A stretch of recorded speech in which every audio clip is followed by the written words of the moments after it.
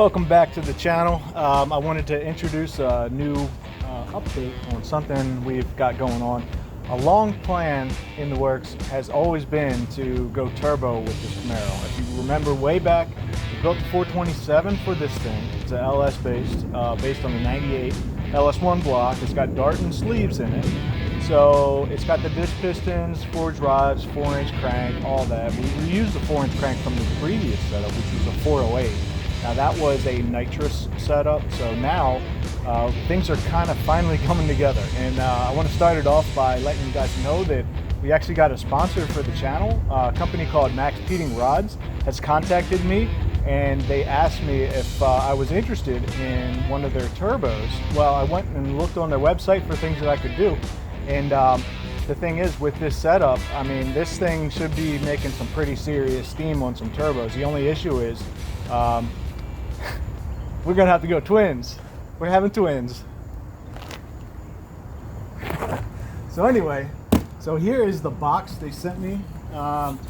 It actually came from a shipping location in New Jersey, and it actually arrived within one business day. So it was actually the next day shipping. I don't know if it was actually air. No, it says ground. Came through FedEx ground. First impressions, you know, the box is actually in pretty good shape. No parts are falling out or anything like that. So let's get this thing opened up and do like kind of a little bit of an unboxing video for you guys. So I'm excited. I've always wanted to do turbos, and you know, things just never quite worked out. You know, for a really nice high-end turbo, I mean, you're going to be spending about $3 grand a piece. So I was contemplating on what I wanted to do. I thought about doing twin turbo, but you know, you could use two small turbos, and hopefully what I was thinking is mount them basically where long tube headers would basically live. You know, get a mini starter, and hopefully I'd be able to plumb it that way. I do know there are some kits on the market for these fourth gens that do use that location. So the turbos we ended up getting were what's called a GT 3582, and yeah, let's get these things unboxed and see what they look like. So nothing else in the box. So we got these two turbos. Man, they got a little bit of weight to them. Boxes are nice packaging, you know, nice and shiny. So we'll open them up and see what they look like inside. So hey, that's nice. Right off the bat, comes with some gaskets and a manual. So they look like single layer steel gaskets. So I think that's pretty much the typical aftermarket gasket you may get. So get this out of the way. Oh yeah, look at these babies. Dang. I don't think there's anything else in the box. Let's set that down. Yeah, that's it.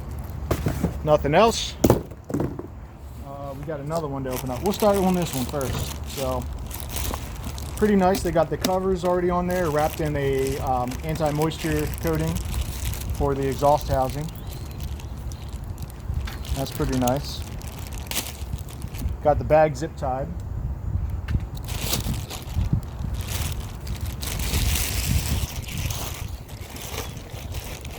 Hey, look at that.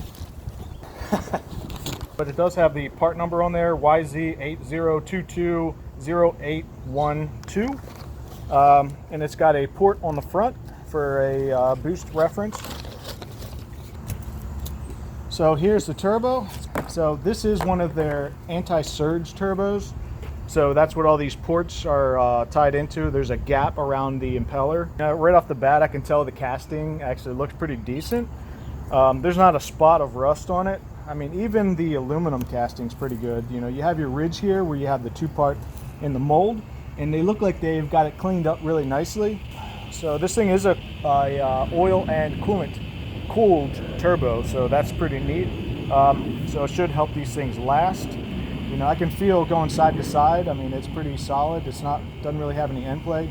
I do know that when you're checking the, I'm not sure if it's called radial runout, you don't want to just grab the impeller and wiggle it, because all turbos that are journal bearing turbos will actually have a little bit of play, because there's a oil film that runs on that, kind of like a main bearing in an engine.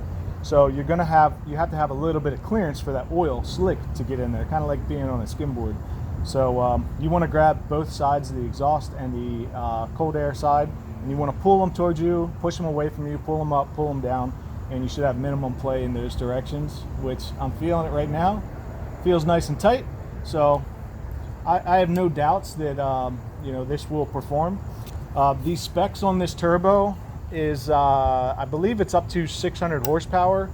It is a T3 flange, so running it on this large of an engine, I think it's going to be extremely responsive. I don't think it's going to be too big or too small. With the twins, 600 apiece. So realistically, I would expect to see, 500 should be easily doable out of those each.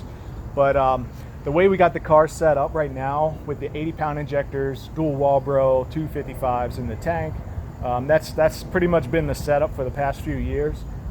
This should support close to like around 800 horsepower, and once we get to that limit is the plan. We may end up upgrading some things and just see how far we can push these things. I appreciate them sending me out these parts, and I'm stoked to get these things installed. So it's gonna be pretty crazy. Right now we have traction issues, so the only way to solve traction issues, well, who cares about that? We'll just add more power. So let me open the second one. I'll do it a little quicker just to see what these things look like side by side.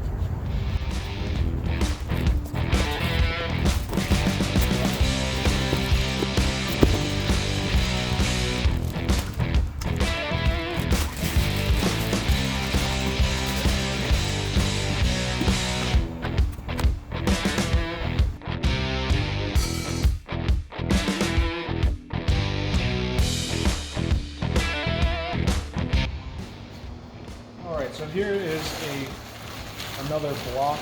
So basically this will give you the idea. All the LS based motors are all pretty much the same. So of course you would have your cylinder head sit on top of here, so your exhaust ports would be about this height. So my theory is to run this manifold real low off the back here, somewhere in this area. You're gonna have your motor mounts that bolt right here. So I think I can squeeze an air intake around the motor mount. The steering shaft actually should just clear just right above it, but I'm gonna need a really short and tight exhaust manifold. So, as it comes out of the cylinder head, they're all gonna merge here to this T3 flange.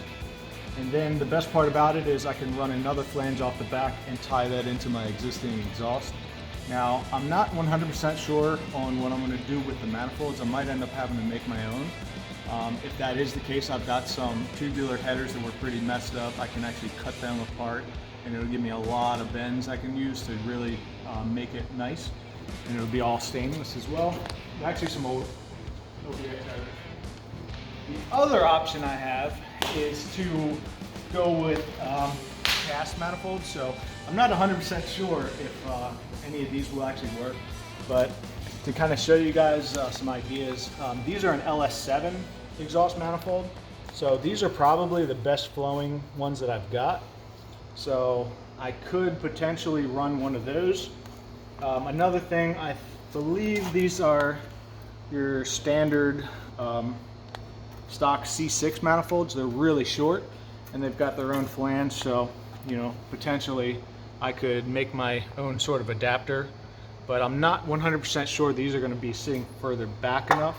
So of course we've got some other C5 manifolds we could try, but these might be a little too low. These are actually welded, so I wouldn't have any issue cutting these up. I think these might be a serious potential winner right here, because we could basically lob this whole thing off and come in with a radius, and we could run our wastegates right off the bottom, and then we could run it back to another 90 to the turbo.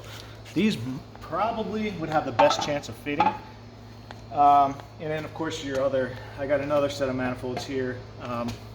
So they're actually pretty nice. They got nice long tubes on them, but welding cast iron is not very successful, so that probably won't happen. But so those are some things we were trying to work out. So I got to work out a lot of bugs. I got to get a hold of an intercooler, some charge piping, and the rest of the stuff we can fab up here. So I'll get to work on trying to gather some of the rest of the parts, but in the meantime, I just wanted to give you guys a heads up on the project, and it will happen, so I guess stay tuned over the next few months, and we'll give you an update on how the car's going, and I will show some videos, you know, of tearing it apart. So, all right, thanks for watching. If you enjoyed the video, give me a like, and if you're new, don't forget to subscribe. The Camaro has always been my favorite amongst all my project cars, so I'm glad to be able to share that with you guys, and we're finally doing it. So, thanks for watching. Stay tuned. 1.21 gigawatts! Nice. This is gonna be sick. You should just buy one and just hang them on the wall. I mean, it looks awesome. And they're freaking, they'll perform. So, I don't know, man.